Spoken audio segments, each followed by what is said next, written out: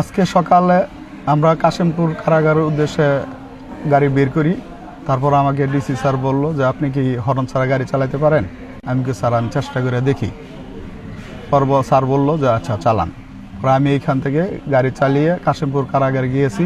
আবার কাশিমপুর কারাগার থেকে জেলা প্রশাসকের কার্যালয় পর্যন্ত আমরা এসেছি রাস্তাঘাটে হর্ন ছাড়া। রাস্তায় কোনো সমস্যা হয় না ইনশাল্লাহ।